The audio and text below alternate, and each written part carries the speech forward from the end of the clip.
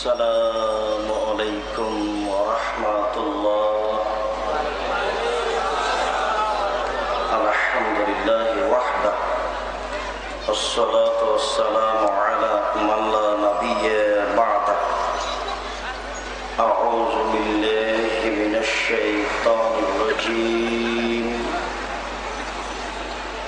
يا أيها الذين آمنوا قوا أنفسكم وأهليكم نارا. عن أبي هريرة رضي الله تعالى عنه قال قال رسول الله صلى الله عليه وسلم كل مولود يولد على الفطرة فأبواه يهودانه ويمجسانه وينصرانه إلى آخر الحديث. رواه البخاري ومسلم. সম্মানিত উপস্থিতি, প্রশংসা আল্লাহর জন্য, শান্তি অবতীর্ণ হোক আল্লাহ রাসূলের উপর সাল্লাল্লাহু আলাইহি ওয়াসাল্লাম।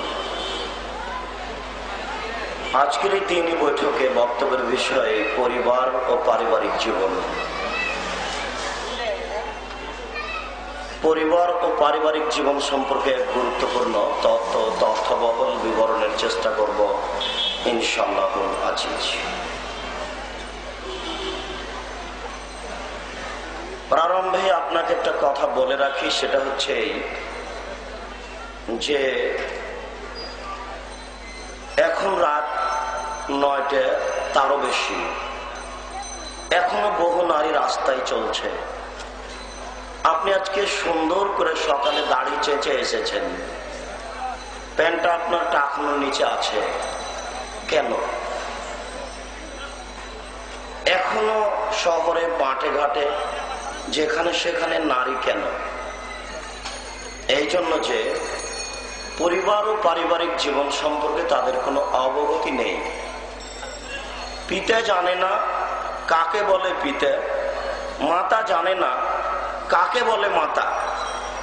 উভয়ে মনে করেছে যে আমাকে জন্ম দিতে হবে আর আমাকে প্রসব করাতে হবে।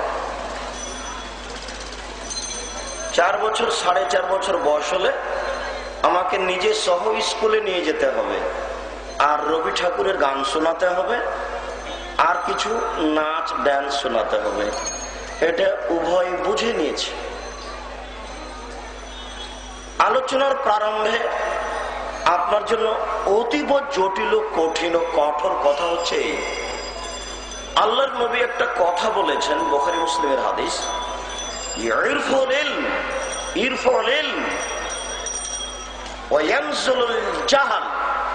বিদ্যে উঠে যাবে, মূর্খতা বর্ষণ হবে। একবার তিনি বলছেন যে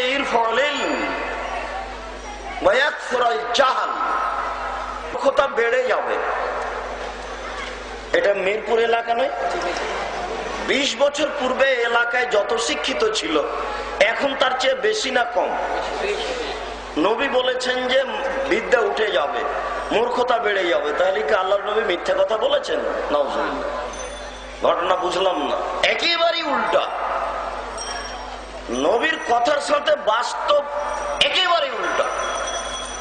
আল্লাহর নবী বলছেন যে বিদ্যা উঠে যাবে, আর আমরা দেখছি যে বিদ্যা বেড়ে চলেছে। এই যুবক, তুমি মনে রেখো, রাস্তায় যে সব মেয়ে চলছে এরা শিক্ষিত নয়। তোমার পেনটা টাকনুর নিচে আছে, তুমি শিক্ষিত নও। তুমি সকালে দাড়ি চেঁচে এসেছ, তুমি শিক্ষিত নও। তোমার বাড়িতে শোকে যে মূর্তি আছে, তুমি শিক্ষিত নও। মনে রেখো, যে বিদ্যা মানুষের ক্ষতি করে সেটা বিদ্যা নয়। এ কারণেই নবী করিম সাল্লাল্লাহু আলাইহি সাল্লাম বলেছেন বিদ্যা উঠে যাবে, মূর্খতা বেড়ে যাবে। সম্মানিত উপস্থিতি, আলোচনার প্রারম্ভে আরো একটা জটিল বাক্য আপনাকে শুনিয়ে রাখছি। আল্লাহ নবী বলছেন, আল্লাহুম্মা ইন্নী আউযু বিকা মিন ইলমিন লা ইয়ানফা। আল্লাহ, তোমার কাছে ওই বিদ্যা চাই না যে বিদ্যা আমার উপকার করে না। তাহলে বিদ্যা মানুষের ক্ষতি করে। যেই বিদ্যা ক্ষতি করে সেটা বিদ্যা নয়। নইলে সমাজের অবস্থা কেন? বাংলাদেশ এটা মুসলিম দেশ, এদেশের শতকরা 90 জন মুসলমান। প্রারম্ভে আরো কথা, যুবক তোমরা একটা মনে রেখো, ইসলাম মানে শান্তি, আর মুসলিম মানে মেনে নেওয়া। ইসলাম মানে আর একটা শব্দ মনে রেখো, অর্থ ইসলাম মানে জানা। এই মেয়েটা নগ্ন হয়ে রাস্তায় হাঁটছে কেন? ও জানে না যে এভাবে চলা যাবে কিনা। তুমি এরকম ভাবে আছো কেন? তুমি জানো না যে এটা চলবে কিনা বা এটার মান কত দূর। ইসলাম মানে হচ্ছে জানা। জাহেলিয়াতের যুগে এসেছে ইসলাম, সারা পৃথিবী অন্ধকার, কেউ জানে না কোনটা ভালো কোনটা মন্দ। সবার রয়েছে সৌদি আরবের মাটিতে 360 জন আল্লাহ। ওই সমাজে মোহাম্মদ সাল্লাল্লাহু আলাইহি ওয়াসাল্লাম বলেছেন আল্লাহ একজন, সপ্তম আকাশের উপরে থাকেন। সমাজ একেবারে খেপে গেছে। সমাজ বলছে বলে কি, আরে আমাদের আল্লাহ মাবুদ হচ্ছেন 360 জন আর মোহাম্মদ বলে একজন। তাহলে সমাজ জানতো না আল্লাহ কয়জন। এটা নাম জাহেলিয়াত। সেই জাহেলিয়াত আবার ফিরে এসেছে। এই জন্য যুবক তুমিও বুঝো না কোনটা ঠিক আর কোনটা বেঠিক, নারীও বুঝে না কোনটা ঠিক আর কোনটা বেঠিক, পিতাও বুঝে না জন্মদাতা কাকে বলে, মাও বুঝে না মা কাকে বলে। মা বুঝেছে প্রসাব করাতে পারলে মা হওয়া যায়, জি না? পাগলিও বাচ্চা প্রসাব করাতে পারে, পাগলিও বাচ্চা প্রসাব করাতে পারে, পাগলিও বাচ্চা দিতে পারে, বাচ্চাকে দুধ খাওয়াতে পারে। তাহলে আপনার স্ত্রী মাস্টার ডিগ্রি পাস মহিলা আর পাগলি দুইজনের মধ্যে পার্থক্য হলো কি? পাগলির মেয়েটা এখনো রাস্তায় চলতে পারে, পাগলি বলতে পারে না। আশ্চর্য, 10 মাস 10 দিন তোমাকে আমি পেটে রেখেছি, 5 বছর তেল কাজল গোসল দিয়ে মানুষ করেছি, 15 বছর থেকে তোমাকে আমি পড়াচ্ছি, তুমি এই কলেজে পড়ো। আমি তোমার মা বলছি, তোমাকে যদি আমি এরকম কোনদিন রাস্তায় চলতে দেখি মাথায় কাপড় না দিয়ে নগ্ন হয়ে তোমার আমি পিঠের চামড়া তুলে দেবো। এ হচ্ছে মাস্টার ডিগ্রি পাস মহিলা। এ বলবেই, যদি না বলে তাহলে সে তার কাছে বিদ্যে নেই, ও হচ্ছে মূর্খ। এটা বলতে পারে না পাগলি। পরিবার ও পারিবারিক আলোচনায় আমাদের এইসব বিষয়ে গুরুত্বপূর্ণ কথা হবে। উল্লিখিত বিষয়ের উপরে কথা বলার পূর্বে আপনাদের সাথে দুটি কথা। তার প্রথম কথা হচ্ছে, আমি বুঝতে পারছি যে আপনাদের বসার জায়গা কম।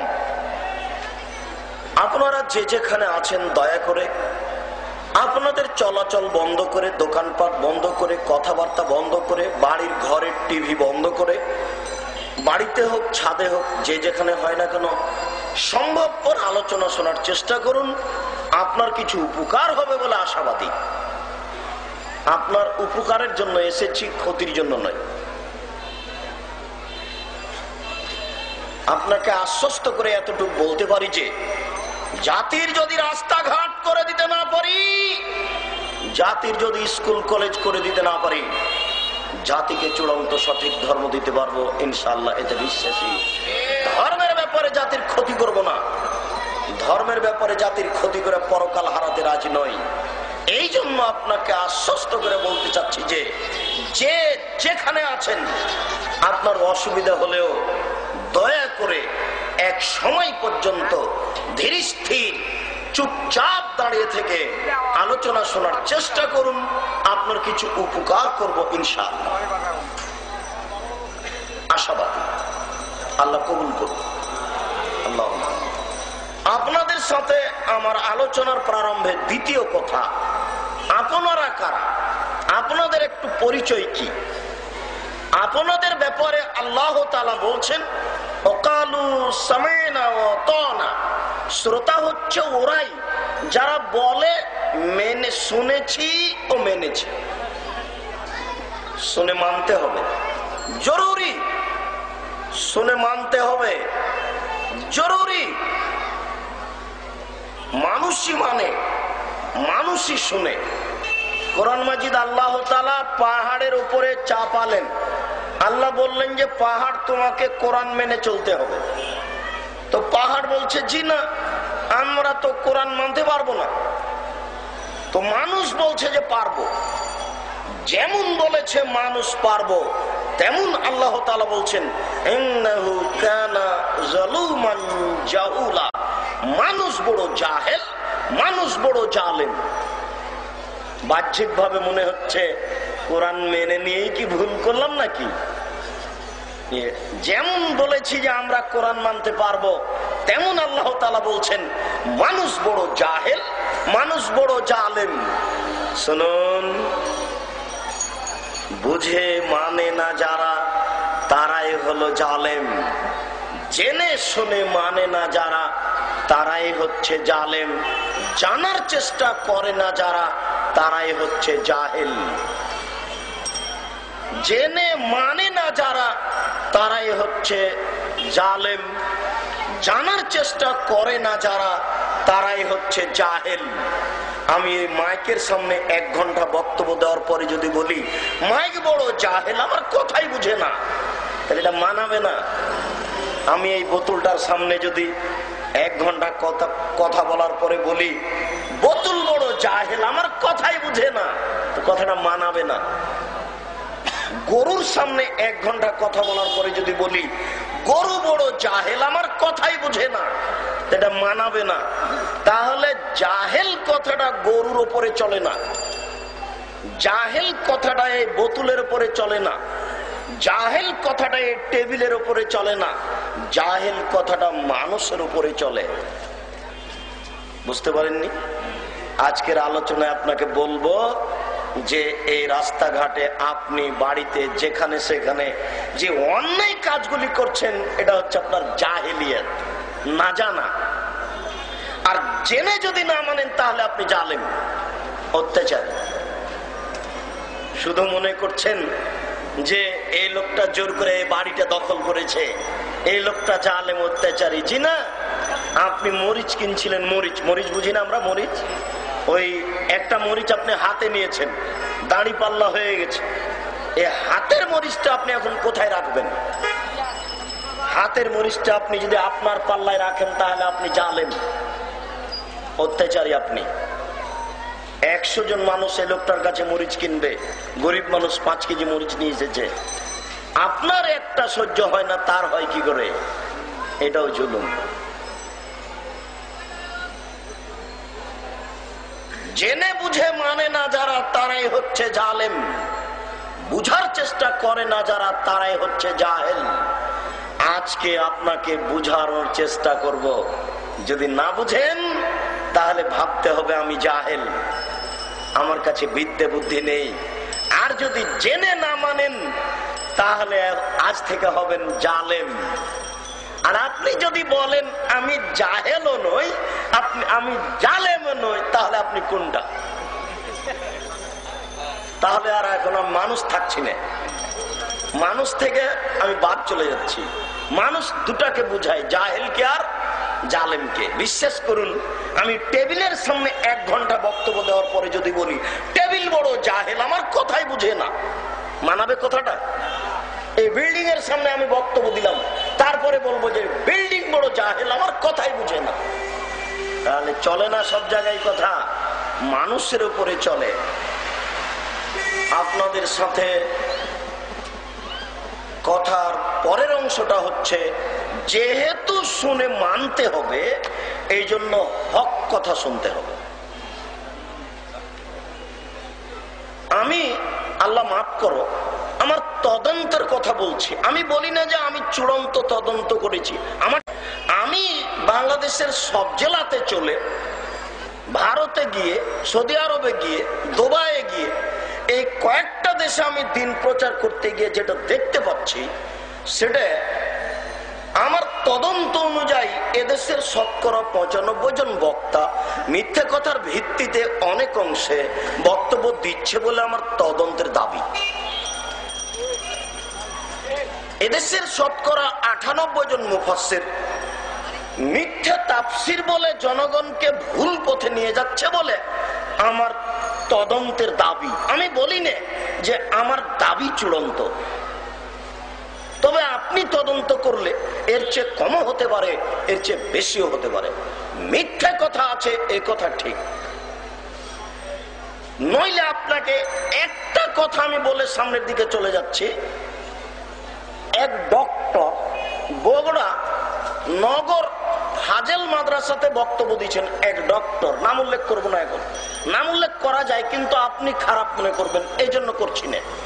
এক ডক্টর বগুড়া নগর ফাজেল মাদ্রাসায় বক্তব্য দিতে গিয়ে বলছেন যে আব্দুল কাদের জেলানীদের বাড়িতে একজন ভিক্ষুক আসলো ভিক্ষে চাইতে। আব্দুল কাদের জেলানীর মা নিয়ে গেল ভিক্ষে। তো ভিক্ষুক জেলানীর মাকে দেখে একটু পরিবর্তন হয়ে গেল, ভিক্ষুক তার সাথে অন্যায় করতে চায়। এই কথা আব্দুল কাদের জেলানী মায়ের পেট থেকে বুঝতে পারল। আব্দুল কাদের জেলানী মায়ের পেট থেকে বাঘের আকৃতিতে বের হয়ে ভিক্ষুকে মেরে দিল। এখন আপনাদের সাথে প্রথম কথা যে আব্দুল কাদের জেলানীর মায়ের সাথে তো ভিক্ষুক এখনো অন্যায় করেনি নাকি? তো অন্যায় করার আগে আব্দুল কাদের জেলানী তাকে হত্যা করলো কিভাবে? এটা তো শরীয়ত মানবে না। দুই, আব্দুল কাদের জেলানী বাঘের আকৃতিতে মায়ের পেটে থেকে বের হলেন বুঝলাম, এখন মায়ের পেটে উনি গেলেন কিভাবে? এখনো তো তার প্রসাবের সময় হয়নি,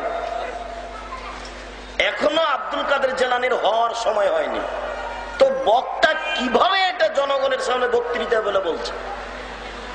তাহলে বক্তার বক্তব্য শুনে মনে হচ্ছে ঠিক এরকম পুথির গানের মতো। সেটা হচ্ছে ফাতেমা কান্দিয়া কয় আজ বুঝি হুসাইন কারবালাতে শহীদ হয়। ফাতেমা কান্দিয়া কয় আজ বুঝি হুসাইন কারবালাতে শহীদ হয়। আল্লাহর নবীর মরার 49 বছর পরে ফাতেমা, আল্লাহর নবীর মরার 6 মাস পরে ফাতেমা মারা গেছেন। আর ফাতেমার মরার 49 বছর পরে হুসাইন ইরাকের কারবালার মাঠে শহীদ হচ্ছেন। তো মা মারা গেছেন 49 বছর আগে। সেই মা কি করে বলতে পারেন ফাতেমা কান্দিয়া কয় আজ বুঝি হুসাইন কারবালাতে শহীদ হয়? কথাটা বুঝতে পারলেন না? ধর্ম কেমন চলছে দেখেন। মানে আপনাকে শুনে মানতে হবে, হক কথা শুনতে হবে, এই জন্য কথাটা বলছি। আপনি যদি সবটাকেই কথা মনে করেন তাহলে তো বিপাকে পড়ে যাবেন আপনি। দেখেন বক্তা বলছেন ফাতেমা কান্দিয়া কয় আজ বুঝি হুসাইন কারবালাতে শহীদ হয়। আরে মা তো 49 বছর আগে মারা গেছেন, তিনি বলবেন কি করে? এটা হয় কি করে? আশ্চর্য।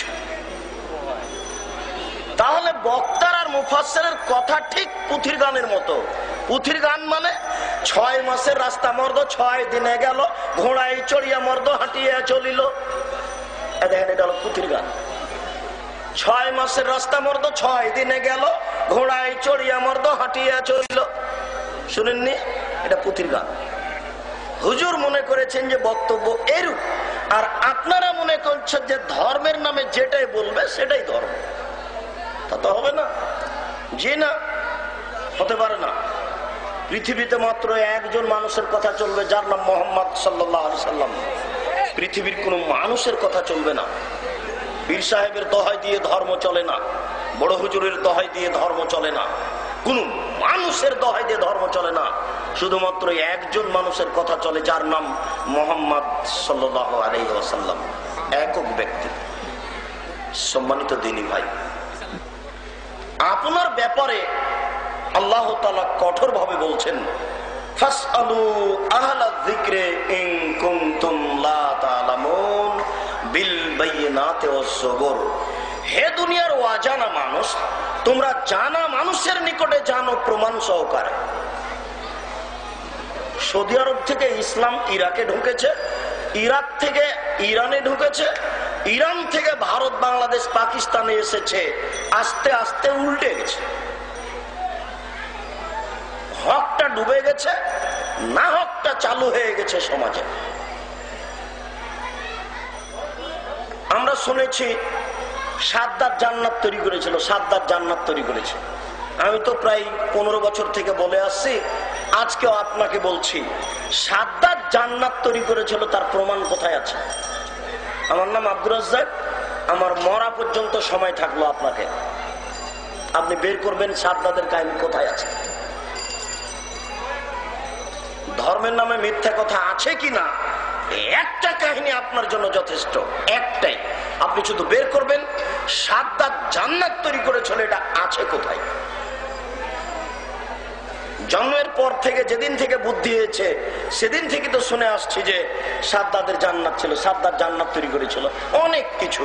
সম্মানিত দিনী ভাই, আল্লাহ তাআলা আপনাদের ব্যাপারে বলছেন যে তোমরা জানা মানুষের নিকটে জানো, প্রমাণ সহকারে জানো। আর হাদিসে এসেছে তোমরা যার কাছে দিন শুনছো তাকে দেখো তার দিন শোনা যাবে কিনা, তার কাছে বক্তব্য নেওয়া যাবে কিনা, তার কাছে ধর্ম শোনা যাবে কিনা। আমাকে কি দেখবেন? আমার দাড়ি ছোট থাকলে আমার কাছে বক্তব্য শোনা যাবে না, এটাই চূড়ান্ত। আমার পায়জামা টাকনুর নিচে থাকলে আমার বক্তব্য শোনা যাবে না, এটাই ঠিক। আমার চাকরি হারাম থাকলে আমার বক্তব্য শোনা যাবে না, এটাই ঠিক। আমার মেয়ে নগ্ন হয়ে স্কুল কলেজে গেলে আমার বক্তব্য শোনা যাবে না, এটাই ঠিক। আমার স্ত্রী ছোট ব্লাউজ পরে বাজারে বাজারে ঘুরলে আমার বক্তব্য শোনা যাবে না, এটাই ঠিক। কেননা আমি ফাসেক, আমি হচ্ছে দায়ুস। আমার মেয়ে নগ্ন হয়ে স্কুল কলেজে যায় মানে আমি দায়ুস। শুনুন, 3 শ্রেণীর মানুষ জান্নাতে যাবে না, সিদ্ধান্ত 1450 বছর পূর্বে হয়েছে। 3 শ্রেণীর মানুষ জান্নাতে যাবে না, সিদ্ধান্ত 1450 বছর পূর্বে পাস হয়েছে। 3 শ্রেণীর মানুষ জান্নাতে যাবে না। আল্লাহর নবী বলছেন যে সালাসাতুন কাদ হারামাল্লাহু আলাইহিমাল জান্নাহ, 3 শ্রেণীর মানুষ রয়েছে যাদের উপরে জান্নাত হারাম, যাদের উপরে জান্নাত হারাম, যাদের উপরে জান্নাত হারাম। তার 1 শ্রেণীর মানুষ হচ্ছে মদমিনুল খামর, নিয়মিত যারা বিড়ি তামাক জর্দা সিগারেট গুল নেশাদার দ্রব্য পান করে তারা জান্নাতে যাবে না। সিদ্ধান্ত 1450 বছর পূর্বে পাস হয়েছে। আজকে আপনাকে বিড়ি সিগারেট ত্যাগ করতে হবে, আজকেই। 1 মিনিট আপনার জন্য সময় নেই। আপনার হায়াতের যেহেতু 1 মিনিট আপনি সময় দিতে পারবেন না, কাজে আপনার ফিরে আসার জন্য 1 মিনিট সময় আল্লাহ রাসূলের পক্ষ থেকে নেই। আল্লাহ রাসূলের পক্ষ থেকে আপনাকে কঠোরভাবে সাবধান করছি, আমাদের পক্ষ থেকে আপনাকে করজোড়ে অনুরোধ করছি, আপনারা আমাদের অনুরোধ রক্ষা করুন, আপনারা আমাদের অনুরোধকে রক্ষা করুন। আল্লাহ রাসূলের পক্ষ থেকে আপনাকে সাবধান করতে চাই, আপনাকে হুঁশিয়ার করতে চাই। এই মুহূর্তে এগুলো আপনাকে ত্যাগ করতে হবে, 24 ঘন্টা সময় নেই। 2 और রাজলাতু মিনান নিসায়ে, পুরুষের বেশধারী নারী জান্নাতে যাবে না। পুরুষের বেশধারী নারী জান্নাতে যাবে না। যারা গেঞ্জি গায়ে দিয়ে রাস্তাঘাটে চলে, হাটে বাজারে চলে, শহরে চলে, তারা জান্নাতে যাবে না। যারা প্যান্ট পরে চলে বাজারে তারা জান্নাতে যাবে না। যারা পুরুষের জুতা স্যান্ডেল পরে তারা জান্নাতে যাবে না। যারা মাথার চুল ছোট করে রাস্তাঘাটে চলে তারা জান্নাতে যাবে না। যারা পুরুষের পোশাক পরে রাস্তাঘাটে চলে তারা জান্নাতে যাবে না। কিয়ামত পর্যন্ত চ্যালেঞ্জ থাকলে আপনি কথাকে এভাবে উল্টে ধরতে পারবেন না। যা বলছি কিয়ামত পর্যন্ত তাই থাকবে। নবী বলেছেন পুরুষের বেশধারী নারী জান্নাতে যাবে না। এই ছেলে, হাততালি দেওয়া ইহুদি খ্রিস্টানদের নীতি, এখানে কোনো নেতা আসেনি, সাবধান থেকো। হাততালি দেওয়া ইহুদি খ্রিস্টানদের নীতি। আমি জানি না কোথায় হাততালি দেওয়া লাগে, আমি কোথায় আছি, আমার পিতা জানে না কোথায় হাততালি দেওয়া লাগে। এই জন্য আপনার বিদ্যাটাকে প্রথমে না করে দিয়েছি। আল্লাহর নবী বলেছেন বিদ্যা উঠে যাবে, মূর্খতা বেড়ে যাবে। কষ্ট নিও না তুমি। যারা সম্মানিত দিনী ভাই বোন আছেন, আপনারা কষ্ট নিয়েন না। কথা যেহেতু হক তিতে, হক মানে তিতে, হক মানে তিতে। গেঞ্জি গায়ে দিয়ে যে মেয়ে চলছে সে জান্নাতে যাবে না। চ্যালেঞ্জ করলাম আপনার সাথে। আল্লাহ বিচারের মাঠে ফেরাউনকে জান্নাতে দিয়ে দেন, সেটা ভিন্ন কথা। আল্লাহর নবী বলেছেন যাবে না। মুসলিম শরীফের হাদিস, আপনি কথাটা আবার বুঝুন। আল্লাহ নবী বলছেন যে নেসাউন, মহিলা, কাসেয়াতুন, কাপড় পরে থাকবে, আরে এতুন, উলঙ্গ। এবার আপনি বুঝেন উলঙ্গ কাকে বলে। আবার বলছি শুনুন, নেসাউন, আল্লাহর নবী তার মুখ দিয়ে বলছেন, মহিলা, কাসেয়াতুন, কাপড় পরে থাকবে, আরে এতুন, উলঙ্গ। আপনি বলেন উলঙ্গ কাপড় কোনটা? আপনার মেয়ে প্যান্ট পরে আছে মানে থাকবে কেন? আপনি মুসলিম নন, থাকবে কেন? আজকেই পোশাক পরিবর্তন করতে হবে। আপনার মেয়ে ছোট ফতুয়া গাইতে রাস্তায় চলছে মানে এটাই হচ্ছে উলঙ্গ পোশাক। আপনার স্ত্রী ছোট ব্লাউজ পরে রাস্তায় পেট পিট দেখে চলছে মানে এটাই হচ্ছে উলঙ্গ পোশাক। আপনি মনে রাখুন, আল্লাহর নবী 3 নম্বরে বলেছেন, দায়ুস জান্নাতে যাবে না, দায়ুস জান্নাতে যাবে না, দায়ুস জান্নাতে যাবে না। দায়ুস কে? যে তার বাড়িতে বেহায়ের সুযোগ দিয়েছে সে হচ্ছে দায়ুস। যে তার বাড়িতে বেহায়ের সুযোগ দিয়েছে সে হচ্ছে দায়ুস। যে তার বাড়িতে বেহায়ের সুযোগ দিয়েছে সে হচ্ছে দায়ুস। তাহাজ্জুদ পড়ে জান্নাত কিনতে পারবে না, তাহাজ্জুদ পড়ে জান্নাত কিনতে পারবে না। সিদ্ধান্ত আগে পাস হয়েছে, আমি মুসলিম চির রণবীর, মরণকে করি না ভয়। মরলে শহীদ, বাঁচলে গাজী, আমার উভয় সমান। মরলেও জান্নাত, বাঁচলেও জান্নাত। আমি মুসলিম চির রণবীর, মরণকে করি না ভয়। মরাও যতটুকু, বাঁচাও ততটুকু, উভয় সমান। আপনিও মুসলিম, আজকে মাথা নত করতে হবে। 24 ঘন্টার মধ্যে মেয়ের পোশাক পরিবর্তন করতে হবে, নইলে আপনাকে আপনার নীতি পরিবর্তন করতে হবে। আমি মুসলিম নই। মুসলিম মানে মেনে নেওয়া, নইলে বক্তব্য ক্যাসেট হচ্ছে, মেশিনে ধরা পড়ছে। আপনাকে ভুল মিথ্যা প্রমাণ করতে হবে, নইলে মেনে নিতে হবে। মিথ্যা প্রমাণ করতে হবে, নইলে মেনে নিতে হবে। বিকল্প কোনো পথ নয়। আপনার পরিবর্তনের জন্য এসেছি, আপনি গ্রহণ করুন, অনুরোধ রক্ষা করুন। রাসূলের সতর্কবাণী আপনি গ্রহণ করুন।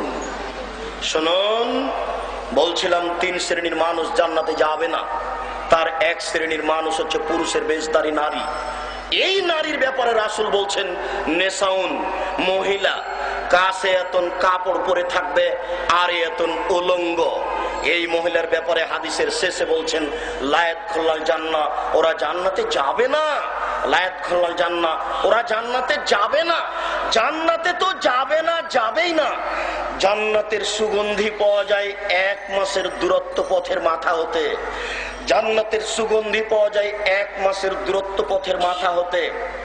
এখান থেকে একটা দ্রুতগামী ঘোড়া 1 মাস চললে যত যাবে, সেইখানে যদি কেউ দাঁড়িয়ে থাকে আর এখানে যদি জান্নাত থাকে, তাহলে তার গন্ধ পাওয়া যাবে, যে জান্নাতের গন্ধ। আল্লাহর নবী বলছেন, এই মেয়েটা জান্নাতে তো যাবে না, যাবে না, এই জান্নাতের গন্ধ পাবে না। মুসলিম, হাদিস মুসলিম। হাদিস মুসলিম বলে কি বললাম বুঝতে পেরেছেন? মুসলিম বলে বলতে চাইলাম, আম গাছে জাম ধরতে পারে, ধরে না। অমাবস্যার রাতে চাঁদ উঠতে পারে, উঠে না। সুঁয়ের ছিদ্র দিয়ে ফাল ঢুকতে পারে, ঢোকে না। এই কাজগুলি সম্ভব হয়ে যেতে পারে। আম গাছে জাম ধরে যেতে পারে, অমাবস্যার রাতে চাঁদ উঠে যেতে পারে, সুঁয়ের ছিদ্র দিয়ে ফাল ঢুকে যেতে পারে।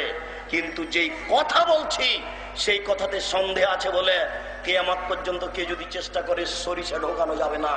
যা বলছি তাই থেকে যাবে। আমি মুসলিম শরীফের হাদিস বলে এই কথা বলতে চাইলাম।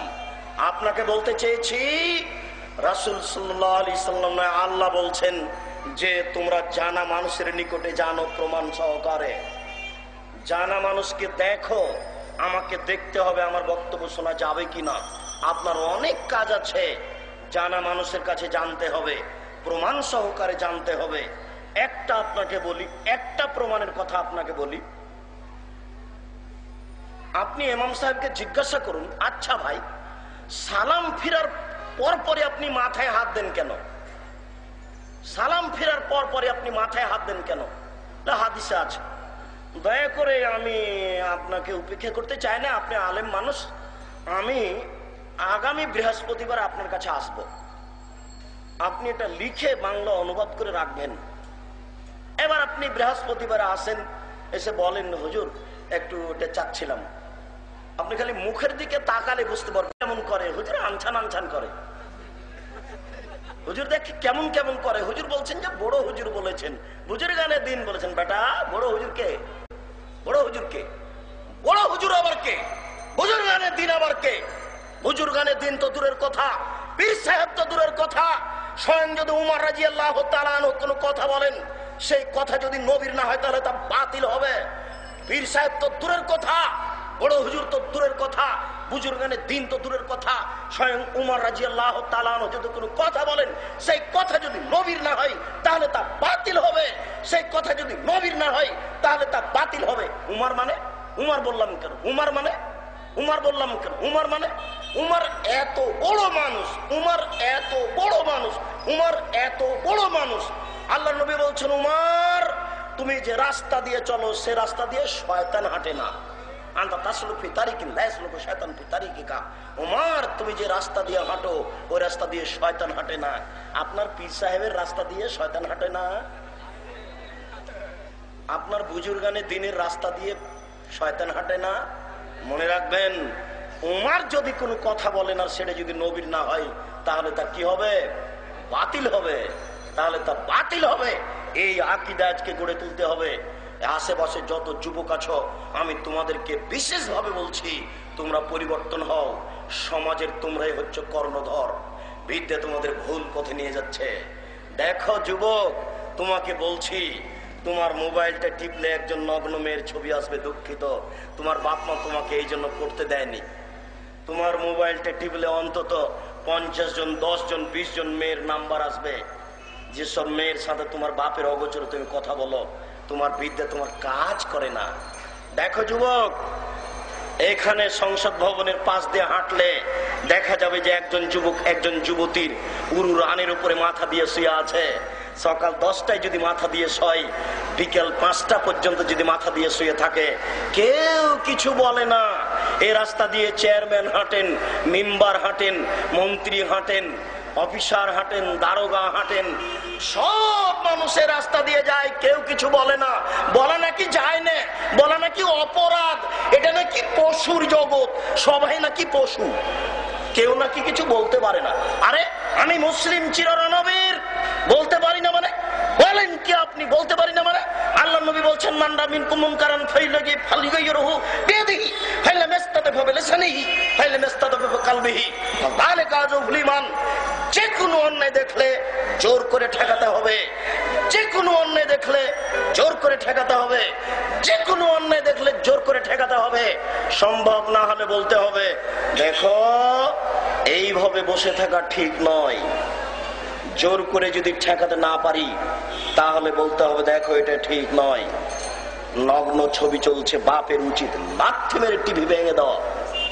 বা চাচার উচিত, ছেলের 2 কানে ইয়ারফোন লাগা আছে, ইন্ডিয়ার নগ্ন গান চলছে, চাচা দেখে, বাপ মা দেখে। কে বলেছে বাপ মা শিক্ষিত? জি না। হাত ধরে এবার ছুঁড়ে ইয়ারফোনটা নিয়ে ছিঁড়ে ফেলে দেওয়া উচিত। এটা জোর করে ঠেকাতে হবে বাপকে, চাচাকে। দায়িত্বশীলকে যদি সম্ভব না হয় তাহলে বলতে হবে, বেটা এটা ঠিক নয়, বাবা এটা ঠিক নয়। এটাও যদি সম্ভব না হয় তাহলে বলতে হবে, তোমাকে ঘৃণা করি, তোমার কাজকে ঘৃণা করি, আমি সরে গেলাম। বাঁচার 3টে পথ, বুঝতে পারেননি? বাঁচার 3টে পথ। কই বসে আছে? এখনো বসে আছে, কেউ কিছু বলে না। এদেশে মুসলমান নেই। সম্মানিত দিনী ভাই, আপনাকে আমি কি দিয়ে বুঝাই? নবী করিম সাল্লাল্লাহু আলাইহি সাল্লাম একবার বাজনা শুনে, গান বাজনা শুনে 2 কানে আঙ্গুল ঢুকিয়ে দিলেন। ফানানি তারিকে আঙ্গুল ঢুকিয়ে দিয়ে তিনি রাস্তা থেকে দূরে সরে গেলেন। রাস্তা থেকে দূরে সরে গিয়ে বলছেন, আব্দুল্লাহ ইবনে উমর, হাল তাসমাউ শাইআন, তুমি কি এখন কিছু শুনতে পাচ্ছ? তখন আব্দুল্লাহ ইবনে উমর বলছেন, জি না, আমি এখন কোনো বাজনা শুনতে পাচ্ছি না। ফারাফাইজ বাই হিবিন ওজনাই হে, তখন তিনি তার 2 কান থেকে তার 2 আঙ্গুল সরিয়ে নিলেন। বলুন আপনি, বাজনা হারাম না হালাল? বাজনা একেবারে হারাম, বাজনা একেবারে হারাম, বাজনা একেবারে হারাম, বাজনা সম্পূর্ণরূপে হারাম। আপনার ছেলের 2 কানে কি করে বাজনার ইয়ারফোন লাগা থাকতে পারে? কে বলেছে আপনি মাস্টার ডিগ্রি পাস মানুষ? কে বলেছে আপনি বিশ্ববিদ্যালয়ের শিক্ষক? জি না। আপনাকে মাটিতে মিশিয়ে দেওয়া যায় মনে করলে। মনে দেখবেন আপনি, আপনার প্রতিটা পদক্ষেপে ভুল আছে, আপনি কষ্ট নিয়েন না। আপনার মোবাইলটা রিং হচ্ছে, আপনি রিং হচ্ছে অন করে দিয়ে বলছেন, হ্যালো।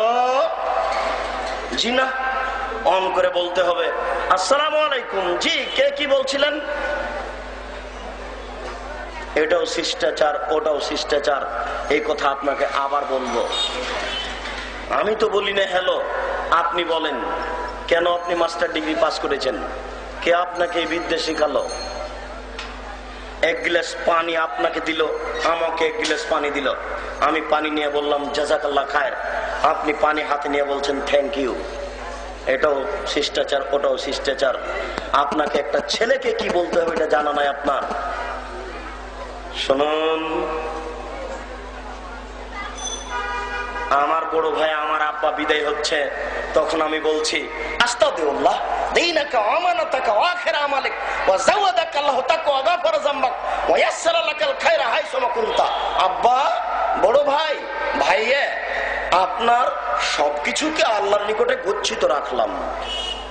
আল্লাহ আপনাকে ক্ষমা করুন, আল্লাহ আপনাকে পরহেজগারিতা দান করুন। আপনি যেখানেই থাকুন না কেন আল্লাহ আপনাকে নিরাপদে রাখুন। আমি এই বলে বিদায় দিচ্ছি, আর আপনি বিদায় দিচ্ছেন এইভাবে, tata bye bye, tata bye bye. আর আপনার স্ত্রীও বাচ্চাটাকে কোলে করে, দুধের বাচ্চা, দুধের বাচ্চার হাতটা ধরে বলছে বলো তোমার চাচুকে, বলো তোমার চাচুকে, ভাই বলো তোমার চাচুকে বলো টাটা বাই বাই। সবাই অশিক্ষিত, এর মা, এর বাপ, এর পরিবার, একেবারে সবাই ফিরে আসার কোনো পথ নেই। আল্লাহ নবী বলছেন এর ফলে বিদ্যা উঠে যাবে, একসরাল জাহাল, মূর্খতা বেড়ে যাবে। দেখেন মূর্খতা কাকে বলে। সম্মানিত দিনী ভাই, আপনাদের একটু পরিচয় পেশ করে একটু আমাদের পরিচয় পেশ করি। আমরা কারা, আমাদের একটু পরিচয় আছে। আল্লাহর নবী আমাদেরকে বলছেন কাফাবিল মারে কাদে বানাই হদ্দে সাবে করলে মাসামিয়া, একজন মানুষের মিথ্যুক হওয়ার জন্য এতটুকু যথেষ্ট যে যেই কথা শুনলো ধর্মের নামে শুনেই বলে দিল। আমি যদি ধর্মের নামে কোনো কথা শুনে বলে দিই তাহলে আমি মিথ্যুক, আমাকে তদন্ত করতে হবে। মুকসিদুল মুমিনিন বইটা এইভাবে খুলে দেখছি, লেখা আছে এক ওয়াক্ত নামাজ কাজা করলে ৮০ হোক বা জাহান্নামে থাকতে হবে। এক ওয়াক্ত নামাজ কাজা করলে ৮০ হোক বা জাহান্নামে থাকতে হবে। কথাটা লেখা আছে, এ কথা নবী বলেননি, এটা মিথ্যা কথা। আমি এই কথা বলতে পাবো না তদন্ত করা ছাড়া। ফাজাইলে নিসাব বইটা তুলে দেখছি লেখা আছে ১ টাকা দান করলে ৪৯ কোটি টাকা দানের নেকি হয়। ১ টাকা দান করলে ৪৯ কোটি টাকা দানের নেকি হয়, এমন কথা নবী বলেননি। জি না, আমাকে বলার পূর্বে আগে তদন্ত করতে হবে। আল্লাহর নবী বলছেন দেখো, তুমি কোন কথা তদন্ত না করে বললে তোমার জন্য জাহান্নাম। তুমি কোন কথা তদন্ত না করে বললে তোমার জন্য জাহান্নাম। আমার ব্যাপারে একটু বলে যাচ্ছি, হুজুরের ব্যাপারে। হুজুরের বড় কঠিন ব্যাপার, হুজুরের বিষয়টি খুবই জটিল। দেখুন ৩টা বাক্য আল্লাহ রাসূল বলছেন বাল্লিগু আন্নী ওয়ালা আয়া, আমার একটি কথা জানা থাকলেও বলে দাও, আমার একটি কথা জানা থাকলেও বলে দাও।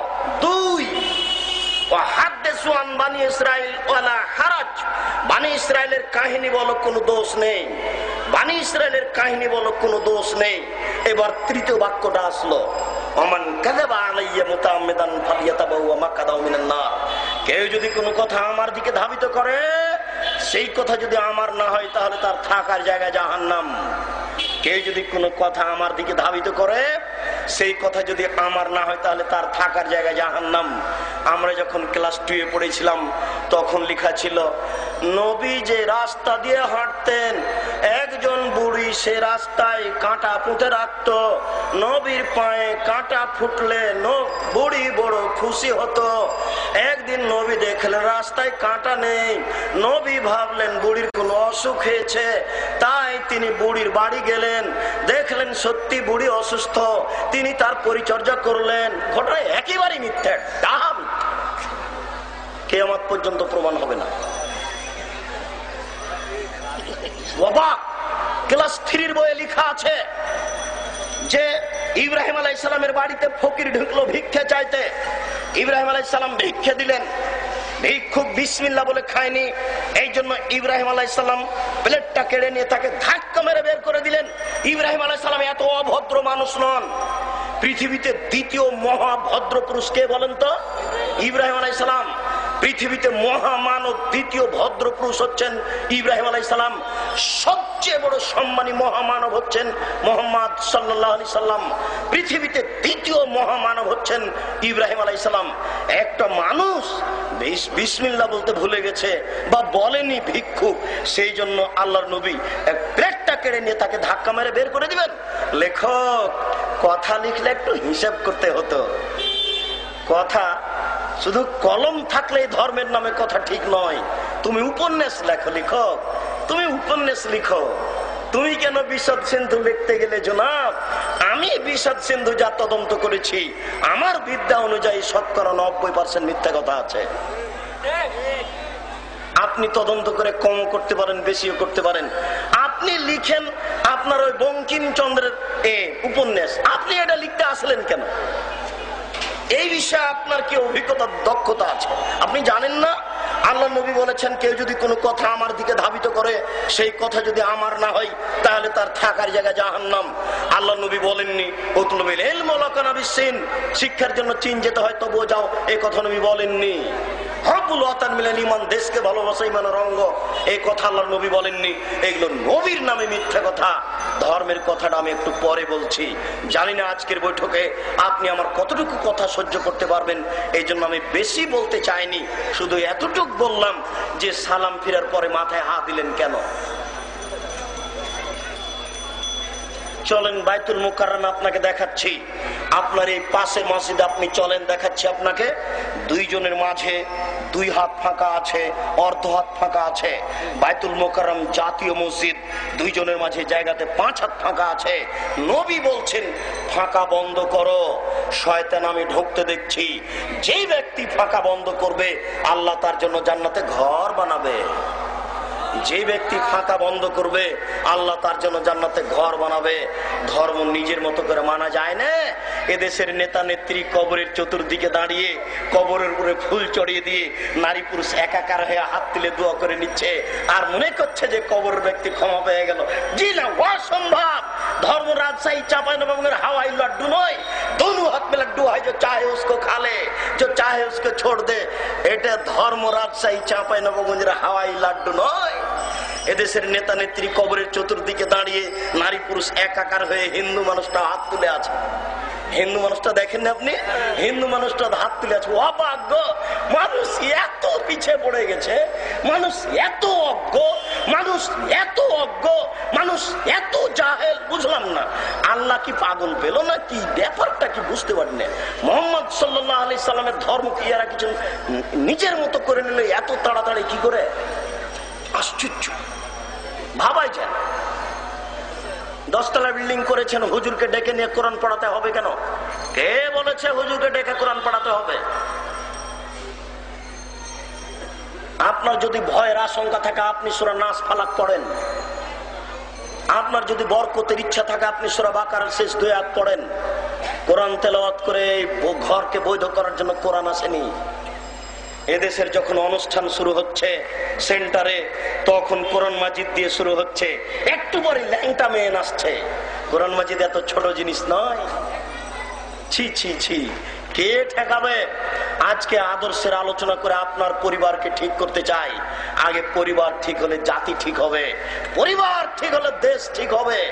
আপনার একটা পরিবার যদি ঠিক হয়, তাহলে ইনশাআল্লাহ আলহামদুলিল্লাহ সারা দুনিয়া জাহেল। ইব্রাহিম আলাইহিস সালামের পরিবার একাই মুসলমান। ইব্রাহিম আলাইহিস সালামের চলে, আমার চলে না। ইব্রাহিম আলাইহিস সালামের চলে, আমার চলে না। আপনার পরিবারকে যদি ঠিক করতে পারি, তাহলে ইনশাআল্লাহ সফলতা অর্জন করতে পারবো।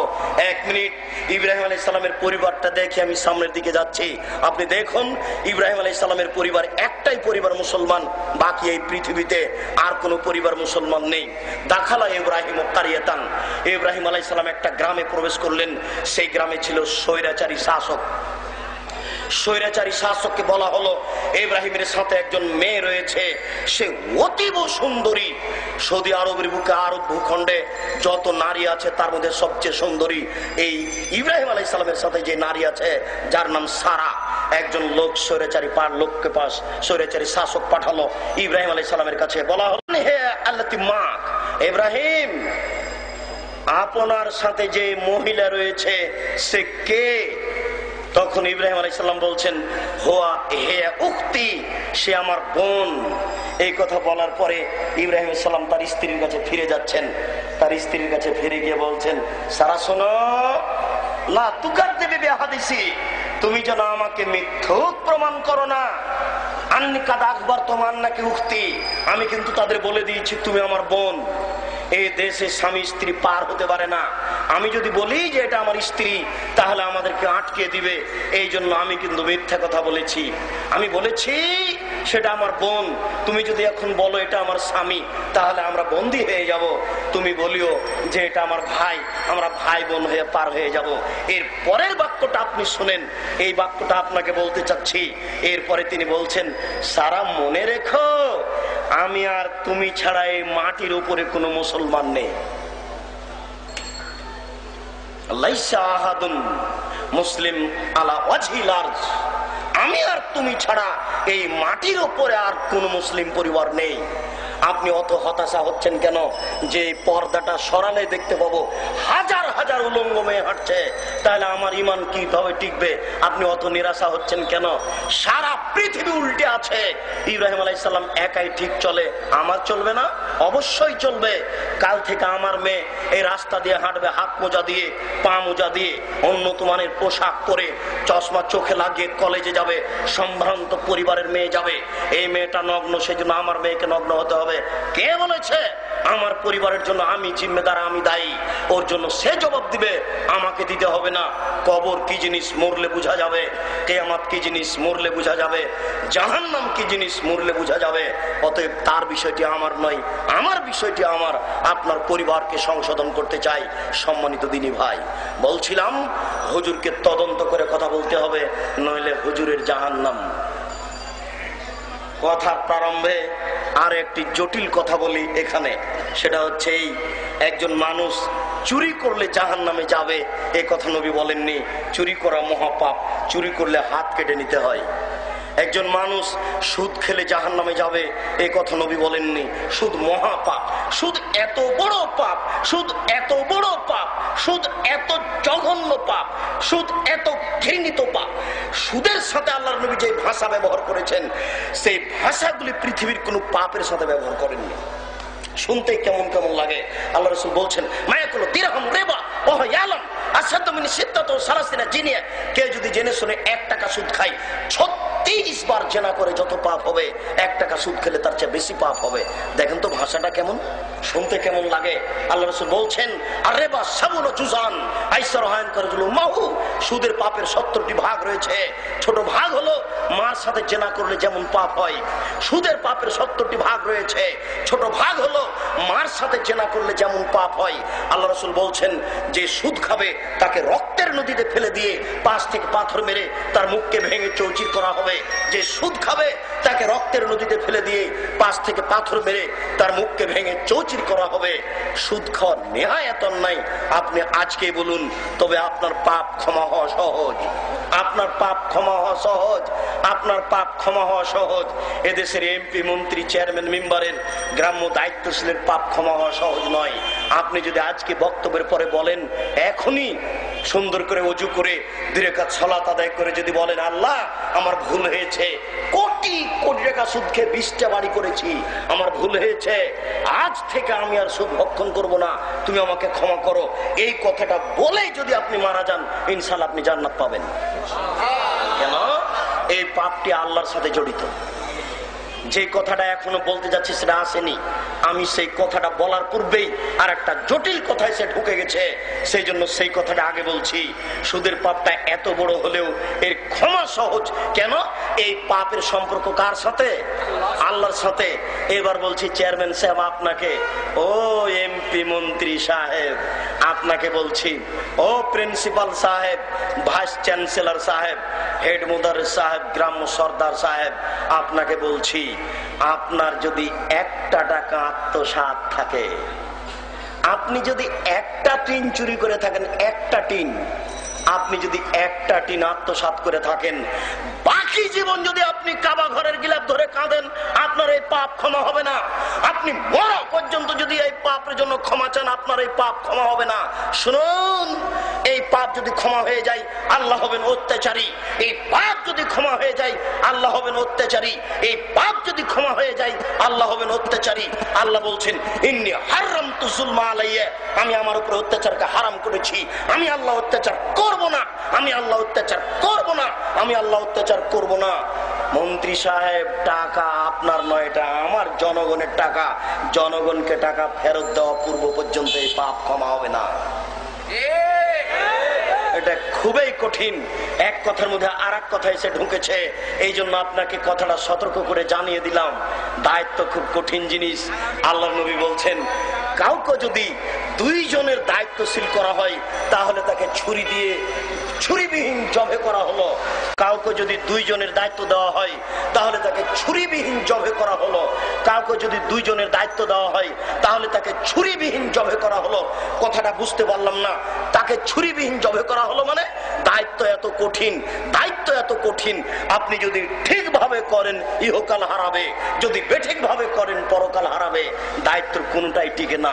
এই জন্য দায়িত্ব দুইজনের যদি দেওয়া হয় তাহলে তাকে ছুরিবিহীন জবে করা হলো। এখন আমি বুঝাতে পারিনি। মনে হয় আমরা মনে করছি শিক্ষিত মানুষ সবাই আছি, কথা সহজেই বুঝেছি, বুঝতে পারিনি কথা। দায়িত্ব যদি ঠিকভাবে করি তাহলে ইহকাল টিকবে না, মানে দায়িত্ব বেশি দিন টিকবে না। কথা বুঝতে পারেননি? দায়িত্ব যদি ঠিকভাবে করি, উমারের দায়িত্ব টিকে না। দায়িত্ব ঠিকভাবে করলে ইহকাল টিকবে না। আর দায়িত্ব যদি বেঠিকভাবে করি তাহলে পরকাল টিকবে না। এই জন্য যাকে দুইজনের দায়িত্ব দেওয়া হলো তাকে যেন ছুরিবিহীন জবে করা হলো। যারা দায়িত্ব পালন করছেন এদেশের সর্বস্তরের দায়িত্বশীল, আপনাকে রাসূলের পক্ষ থেকে সতর্ক করছি, আপনি এই দায়িত্ব ছেড়ে দ্রুত চলে আসেন। আপনি ঘরে লুকিয়ে যান। আপনাকে এই বিষয়ে আমি কথা বলবো। আপনার ঘরে ঢুকে ছাড়া এখন বাঁচার কোনো পথ নেই। আমি যে কথা বলতে চাচ্ছি, সুদ এত বড় পাপ, এরপরেও ক্ষমা হয়ে যাবে।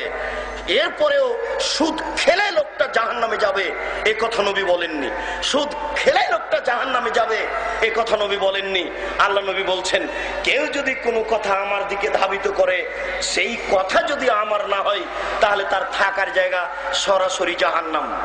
এখনো বুঝাতে পারিনি। সুদ খেলে লোকটা জাহান্নামে যাবে এ কথা নবী বলেনি, যেতে পারে। কিন্তু একটা লোক যদি নবীর নামে মিথ্যা কথা বলে তাহলে সে সরাসরি জাহান্নামে। কথা বুঝতে পারেননি? আবার আর একটা কথা বলি, এবার আপনার গায়ে লাগবে, এমন ভাবে লাগবে মনে হচ্ছে যেন আপনার শরীরে একটু কেটে দিয়ে লবণ দেওয়া হয়েছে।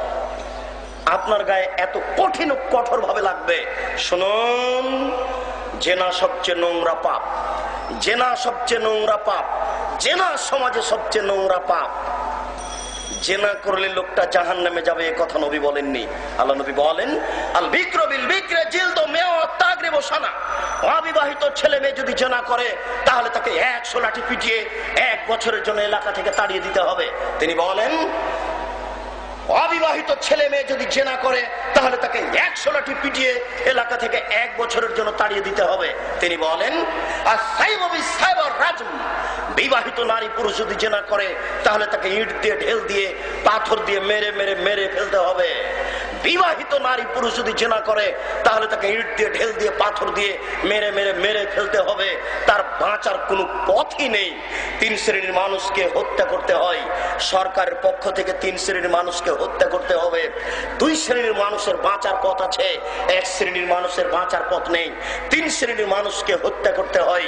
2 শ্রেণীর মানুষের বাঁচার পথ আছে, 1 শ্রেণীর মানুষের বাঁচার পথ নাই। এটা কোরআন মাজিদ। আমি বলছি আমি কোরআন মাজিদ মানি না। আমি বলছি আমি 5 ওয়াক্ত নামাজ মানি না। আমি বলছি মোহাম্মদকে আমি মানি না। তাহলে 7 দিন সময়, 7 দিন পরে আমাকে হত্যা করা হবে, 7 দিন পরে আমার ফাঁসি হবে। তবে 7 দিন যাবৎ সরকারের পক্ষ থেকে আমাকে বলা হবে, আব্দুর রাজ্জাক সাহেব কথা ভুল হয়েছে, প্রত্যাহার করুন। আব্দুর রাজ্জাক সাহেব কথা ভুল হয়েছে, প্রত্যাহার করুন। 7 দিন যাবৎ আমাকে বলা হবে, 7 দিনের দিন আমার ফাঁসি হবে। তাহলে আমার বাঁচার পথ আছে। আমি যদি বলি ভুল হয়েছে তাহলে আমার আর ফাঁসি হবে না। কথা বুঝতে পারেননি? তাহলে ফাঁসির যোগ্য হওয়ার পরে আমি বেঁচে গেলাম। আরেকটা 2, আপনি যদি আমাকে হত্যা করেন তাহলে আমার বাপ মা আপনাকে হত্যা করে নেবে। আপনি যদি আমাকে হত্যা করেন আমার বাপ মা আপনাকে হত্যা করে নেবে। এর নাম কেসাস। তবে আপনার বাঁচার পথ আছে। আমার বাপ মা যদি বলে, যাক যাক তুমি অন্যায় করেছো করেছো, তোমাকে আমরা হত্যা করব না, যাক। আমার বাপ মা যদি বলে, যাক তুমি অন্যায় করেছো করেছো, তোমাকে আমি হত্যা করব না, তাহলে আপনি বেঁচে গেলেন। কথা বুঝতে পারেননি? কিন্তু বিবাহ করার পরে যদি কেউ জেনা করে তার বাঁচার কোনো পথ নেই দুনিয়াতে। বিবাহ করার পরে যদি কেউ জেনা করে তার বাঁচার কোনো পথ নেই। এদেশের লাখো ভাবিকে ইট পাথর দিয়ে মেরে ফেলতে হবে যারা দেবরের সাথে জেনায় লিপ্ত হয়েছে। এদেশের লাখো দুলা ভাইকে ইট পাটকেল দিয়ে মেরে ফেলতে হবে যারা সেলিকার সাথে জেনায় লিপ্ত হয়েছে। এদেশের লাখো নারী পুরুষকে ইট পাটকেল দিয়ে মেরে ফেলতে হবে যারা বিবাহের পরে পরকীয়া প্রেমে লিপ্ত হয়েছে। শুনুন, আমার দিকে আপনি এক খেলে চেয়ে থাকবেন, কোনো দিকে কান লাগাবেন না। এই মাইকের আওয়াজ যতদূর পর্যন্ত যাচ্ছে সকল মুসলিম ভাই ও বোনকে বলছি, আপনি চলাচল বন্ধ করে, আপনার টিভি বন্ধ করে, আপনার কথা ও কর্ম লেনদেন বন্ধ করে এক খেলে আপনি আমার দিকে চেয়ে থাকুন। মনে হবে যেন বাস্তব বিচার হচ্ছে। আপনাকে আমি একটা বিচার দেখাচ্ছি, দেখুন আমার দিকে খেয়াল করে থাকবেন। জাত ইমরাতুন মিন গামিদিয়া, গামিদ সম্প্রদায়ের একজন মহিলা আসলো আল্লাহর নবীর কাছে, এসে বলছে তাহেরনি ইয়া রাসূলুল্লাহ, আল্লাহ রাসূল আমাকে পবিত্র করুন, আমি অন্যায় করেছি, আমার বিচার করে দিন। তখন আল্লাহ রাসূল বলছেন ইরজিই, তুমি বাড়ি ফিরে যাও, আস্তাগফিরুল্লাহ, তুমি আল্লাহর কাছে ক্ষমা চাও, অতুবি ইলাইহি, তুমি তওবা করো, তোমার পাপ ক্ষমা হয়ে যাবে। তখন মহিলা বলছে আতুরাদ্দাদুনি কামা রাদাত্তা মাইজুন মালিক, আপনি আমাকে সেইভাবে ফিরিয়ে দিতে চাচ্ছেন মাইজুন মালিককে যেভাবে ফিরিয়ে দিয়ে বললেন যাও তুমি এই বাচ্চাকে দেখাশোনা করো।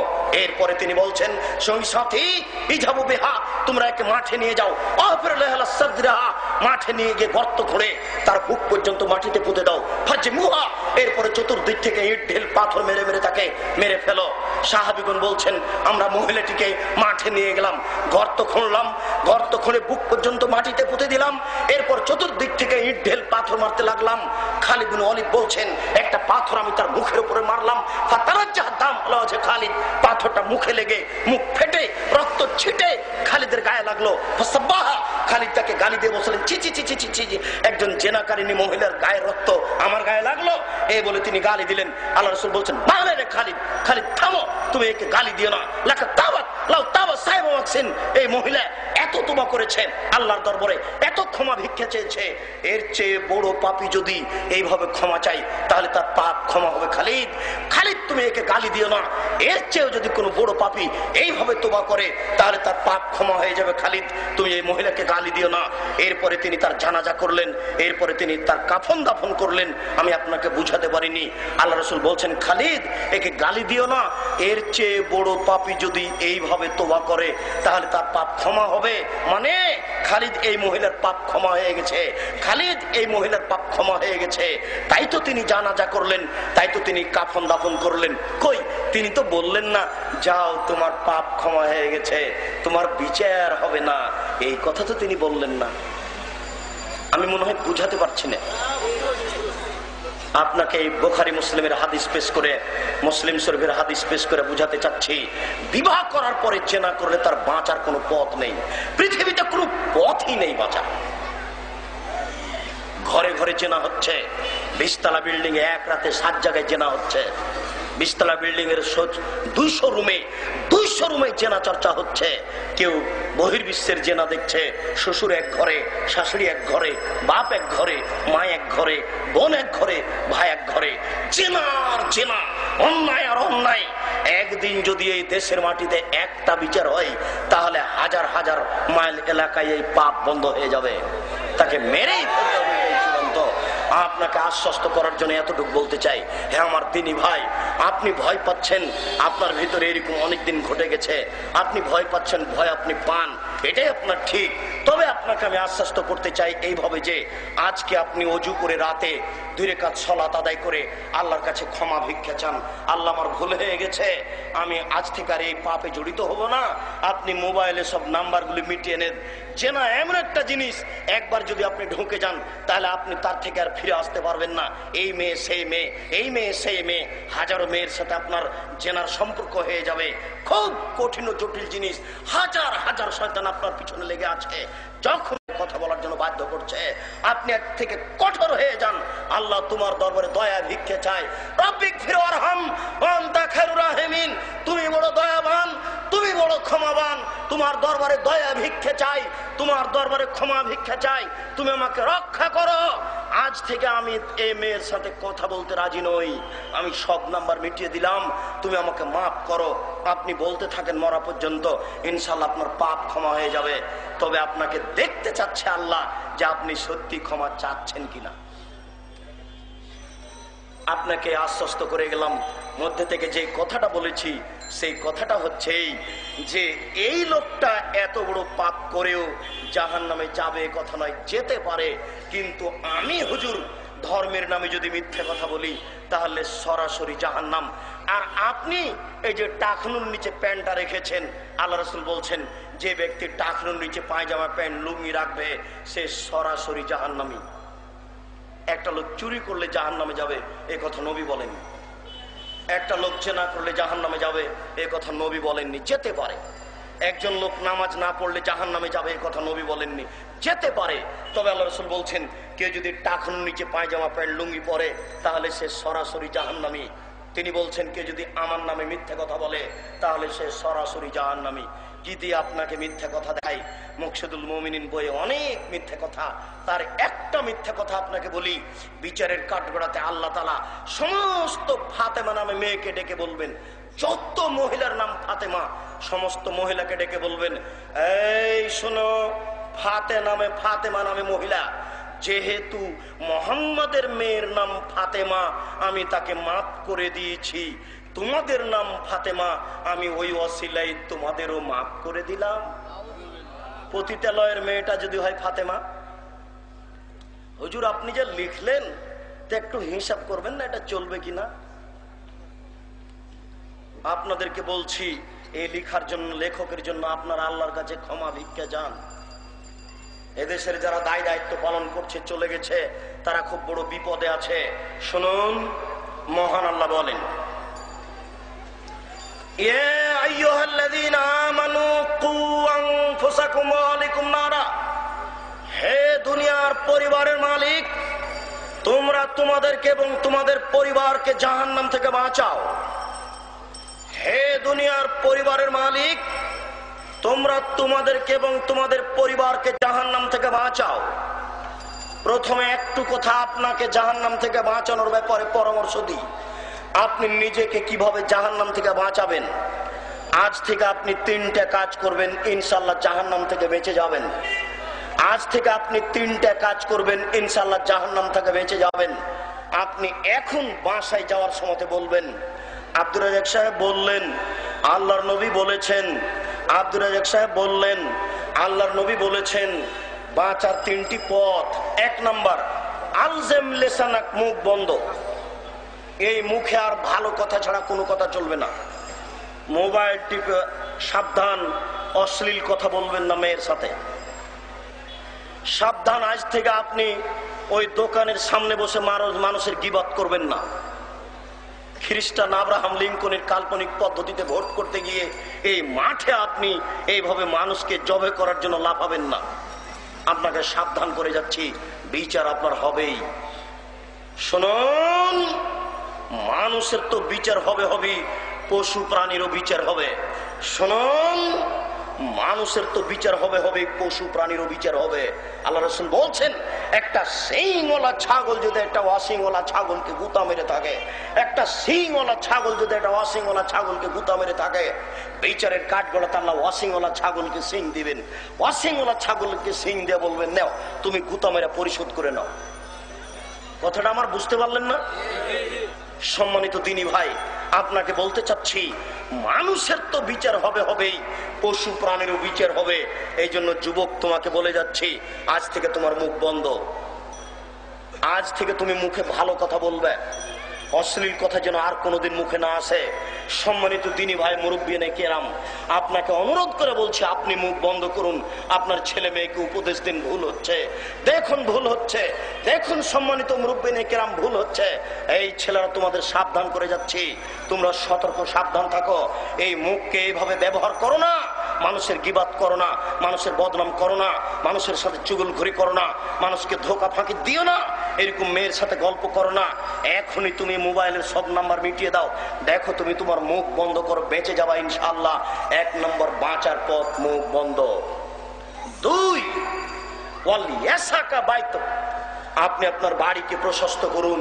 বাড়িকে প্রশস্ত করা মানে সকাল 10টার সময় চাকরিতে গেছেন, আপনি আপনার অফিসে কাজ করছেন, মুক্ত বন্ধ আছে, প্রয়োজনীয় কথা ছাড়া বান্ধবীর সাথে আজ থেকে আর কথা চলবে না।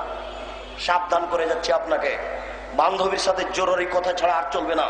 এদেশের সরকারের নীতি, একটা সরকারের নীতি হোক বা এদেশের একটা স্টাইল হয়ে গেছে, একটা গতি হয়ে গেছে, একটা অভ্যাস হয়ে গেছে যে অফিসে নারী থাকবে, পুরুষ থাকবে, নারী থাকবে, পুরুষ থাকবে।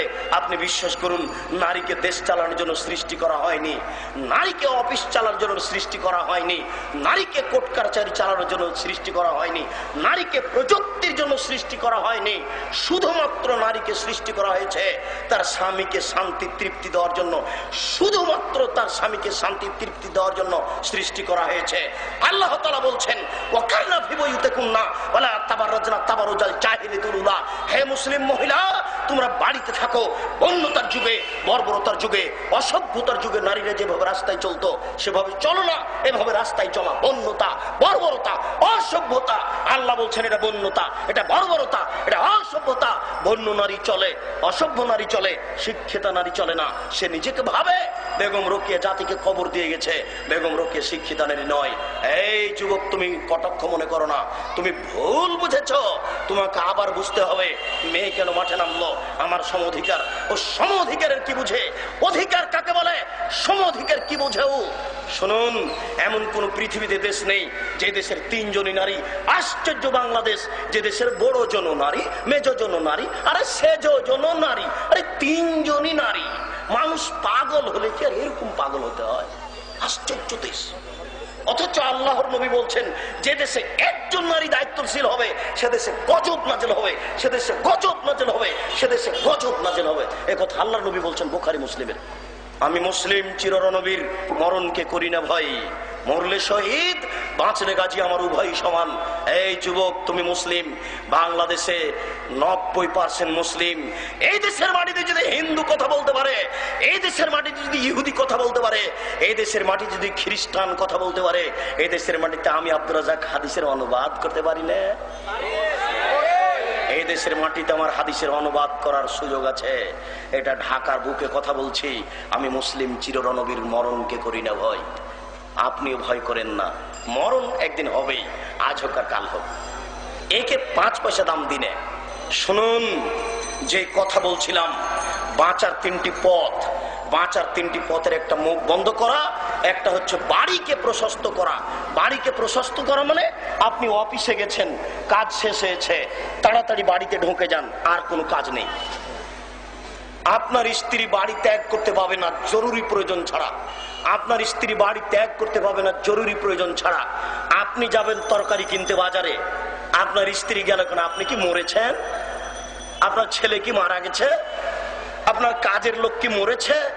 আপনার স্ত্রী বাজারে যাবে কেন? যাবে কেন? সে যাবে কেন? 10টার সময় বাজারে গেছে, 5টা পর্যন্ত বাজারে থেকেছে, হাজারো পুরুষ তাকে ধাক্কা মেরেছে। টাকা দিলেন মোহর, আপনি আর ধাক্কা মারলো আর একজন, মানে একটু আপনাকে খারাপ লাগে না? আপনি পুরুষ নন, আপনাকে একটু খারাপ লাগে না? আপনি পুরুষ নন? শুনুন, বাঁচার 2 নম্বর পথ, আপনি বাড়িতে থাকুন, আপনার স্ত্রী বাড়িতে থাকবে, জরুরি প্রয়োজন ছাড়া বাড়ি ত্যাগ করবেন না। এটা হলো বাঁচার 2 নম্বর পথ। বাঁচার 3 নম্বর পথ, অবকালা খাতে তুমি তোমার পাপের জন্য কাঁদো।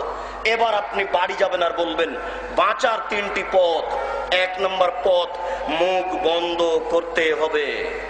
2 নম্বর পথ, জরুরি প্রয়োজন ছাড়া বাড়ি ত্যাগ করা যাবে না। 3 নম্বর বাঁচার পথ, পাপের জন্য কাঁদতে হবে। মনে থাকবে না? সিরিয়াল দেন তো আপনি এবার একাই, মাইকের আওয়াজ যতদূর পর্যন্ত সকল মুসলিম ভাই বোনকে বলছি, আপনি সিরিয়াল দেন। 1 নম্বর বাঁচার পথ কি বলেন তো? মুখ বন্ধ করা। 2 নম্বর বাঁচার পথ, জরুরি প্রয়োজন ছাড়া বাড়ি ত্যাগ করা যাবে না। 3 নম্বর বাঁচার পথ, পাপের জন্য রাতে উঠে কাঁদতে হবে, এই তিনটে পথ আপনি অবলম্বন করুন, তাহলে আপনি নিজেকে বাঁচাতে পারবেন। দুঃখিত, আপনাকে কি দিয়ে বুঝাই এইসব কথা। আল্লাহুস সামাদ। আপনি পুরুষ বাড়িতে আছেন, বউ বাজারে চলে গেল, আল্লাহ নবী বলছেন 3 শ্রেণীর মানুষ জাহান্নামে যাবে না, 3 শ্রেণীর মানুষ জাহান্নামে যাবে না, 3 শ্রেণীর মানুষ জাহান্নামে যাবে না, 3 শ্রেণীর মানুষ জাহান্নামে যাবে না। ওই শ্রেণীর 1 যারা আল্লাহর রাস্তায় পাহারা দেয়, 2 বেগানা নারীকে দেখে চক্ষু নিচু করে, 2 বেগানা নারীকে দেখে চক্ষু নিচু করে। বলেন তো আমি এই রাস্তা দিয়ে হাঁটবো কি করে? ওই যে ল্যাংটা মেয়েটা হাঁটছে, ওটা আপনার মেয়ে, আপনি মুসলিম নন, ওই মেয়েটার বাপ মুসলমান নয়। আপনাকে খারাপ লাগে কেন? আপনাকে খারাপ লাগাটাই খারাপ, আমার বলা খারাপ নয়, আপনাকে খারাপ লাগাটাই খারাপ। আপনার মেয়ে নগ্ন হয়ে চলে কি করে? আপনার মেয়ে নগ্ন হয়ে চলে কি করে? আপনার কারণে আমি রাস্তায় চলতে পারছি না। আল্লাহ নবী বলেছেন 3 শ্রেণীর মানুষ জান্নাতে যাবে, 3 শ্রেণীর মানুষ জান্নাতে যাবে, 3 শ্রেণীর মানুষ জান্নাতে যাবে। তার দ্বিতীয় নাম্বার হচ্ছে বেগানা নারীকে দেখে চক্ষু নিচু করে, বেগানা নারীকে দেখে চক্ষু নিচু করে। বলে আমি রাস্তায় চলবো কি করে? আপনার মেয়ে রাস্তা বন্ধ করেছে, আপনার স্ত্রী রাস্তা বন্ধ করেছে। আপনি কাপুরুষ, আপনি কাপুরুষ, আপনি কাপুরুষ, আপনার পুরুষত্ব নষ্ট হয়েছে। এই কারণে আমার রাস্তা বন্ধ হয়েছে, এই কারণে আমার রাস্তা বন্ধ হয়েছে। আপনি পুরুষ হওয়ার চেষ্টা করুন। জন্ম দিতে পারলে বাপ হওয়া যায় না, প্রসাব করাতে পারলে মা হওয়া যায় না। ক্ষমতার নাম হচ্ছে বাপ।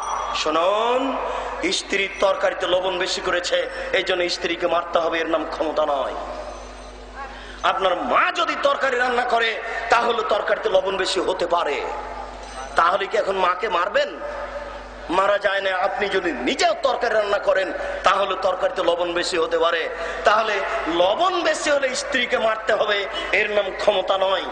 আপনার চোখের সামনে ছোট ব্লাউজ পরে পেট পিট দেখিয়ে চলে আসলো বাজার থেকে, এসে তাহাজ্জুদ শুরু করছে বাড়িতে, আপনার স্ত্রী এইভাবে চলে আসলো, আপনি তাকে কিছুই বললেন না, এটা হলো না আপনি কাপুরুষ, এখন ক্ষমতা।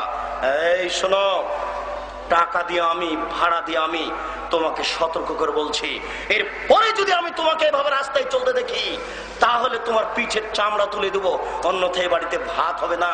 চিন্তা করিয়েন না। আব্দুর রাজ্জাক সাহেব, বউ কি তালাক দেওয়ার জন্য পরামর্শ দিচ্ছেন?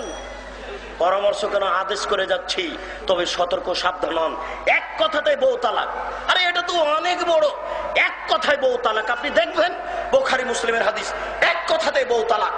মাইকের আওয়াজ যতদূর পর্যন্ত চেয়েছে সবাই খেয়াল করুন, আপনাকে দেখাচ্ছি, এক কথায় বউ তালাক। কে বাড়িতে আছে? জি না। কোথায় গেছে? শিকার করতে গেছে। কখন আসবে? সন্ধ্যায়। কেমন আছো? খুব একটা ভালো নেই। ওহো, আচ্ছা ঠিক আছে, আসলে সালাম দিও, চৌকাঠ পরিবর্তন করতে বলিও। বলতে পারেন?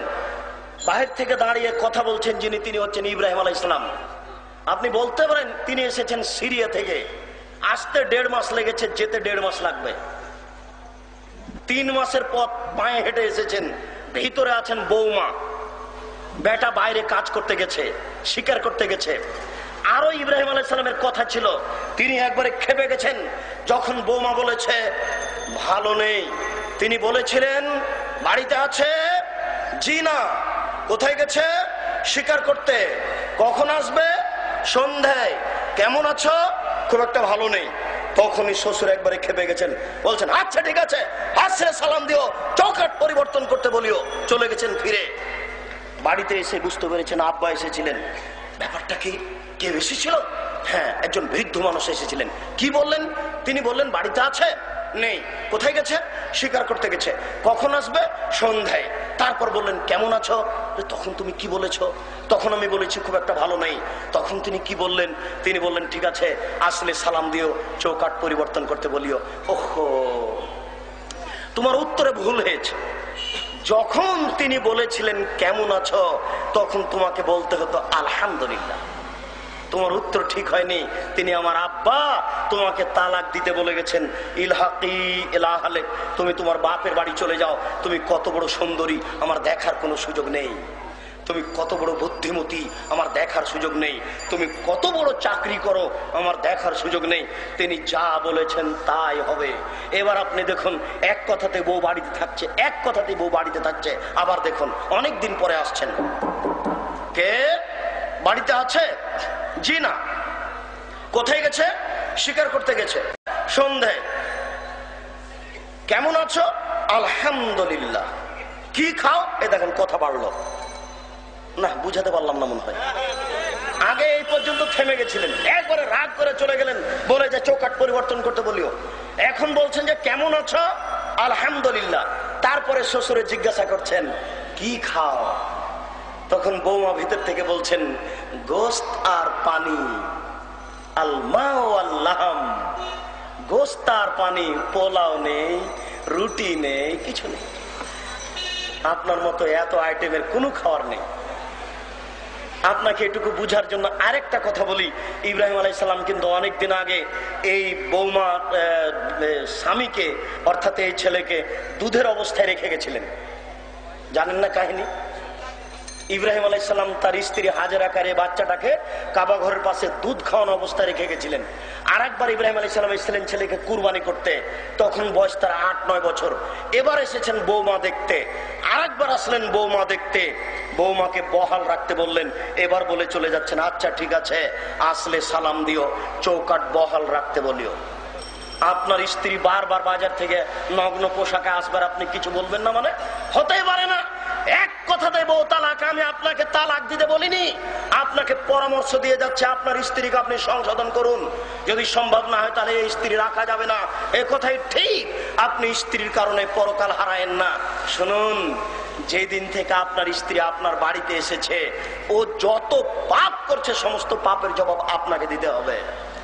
আপনার স্ত্রীর পেটটা যদি 20,000 মানুষে দেখে থাকে, 20,000 মানুষে যত পাপ করেছে, আপনার স্ত্রী একাই তত পাপ করেছে। আপনার স্ত্রী একাই যত পাপ করেছে, আপনি একাই তত পাপ করেছেন। এক পাপ 3 ভাগে বিভক্ত। 20,000 লোক পাপী, আপনার স্ত্রী পাপী, আপনি পাপী, 3 জনই সমান। এবার মনে হয় বুঝাতে পারলাম না।